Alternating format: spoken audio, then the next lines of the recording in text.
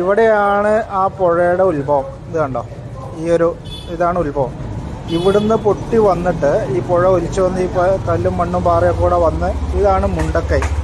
കേട്ടോ, മുണ്ടക്കൈ എന്ന് പറയുന്ന സ്ഥലത്ത് ഈ കാണുന്ന വീടുകളും ഈ പുഴയോട് ചേർന്ന് ഈ കാണുന്ന വീടുകൾ അതൊക്കെ അതിൽ ഒലിച്ചു പോയി. ഇവിടെ കണ്ടോ, ഈ പുഴയോട് ചേർന്ന് എത്ര വീടുകളാണുള്ളത്, ഇതെല്ലാം പോയി നേരെ വന്ന് ഇതാണ് ഇപ്പോൾ നമ്മൾ ന്യൂസിൽ കണ്ടുകൊണ്ടിരിക്കുന്ന സ്കൂള്, ആ മരം, ഇതൊക്കെ. ഇതിൽ ഈ ക്രോസായിട്ട് കാണുന്ന ഈ ബിൽഡിംഗ് മാത്രമാണ് ഇപ്പോൾ അവിടെ നിലനിൽക്കുന്നത്. ബാക്കി ഇവിടെ ഇത് മൊത്തം പോന്നു.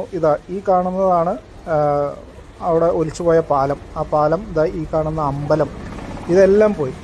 ഇത് പോയി അവിടുന്ന് നേരെ വന്ന് ഇത് കണ്ടോ, പുഴ വരുന്ന വരവ് കണ്ടോ, ഇതിലേ വന്ന് ഇവിടെയാണ് സൂചിപ്പാറ വാട്ടർഫോൾസ്.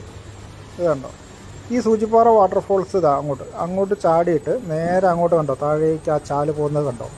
ഇതിലേ പോയി ഇവിടുന്ന് ഇങ്ങനെ പോയിട്ട് ഇത്രയും കിലോമീറ്റർ, പോത്തുകല്ല് കാണുന്നുണ്ടോ, ഇതുണ്ടോ, ഇത്രയും കിലോമീറ്റർ ഒഴുകി പോയിട്ടാണ് ആ ബോഡികൾ കിട്ടിയിട്ടുള്ളതെന്ന് പറഞ്ഞാൽ അതിൻ്റെ ഒരു ദുരന്തത്തിൻ്റെ വ്യാപ്തി എന്താണ്.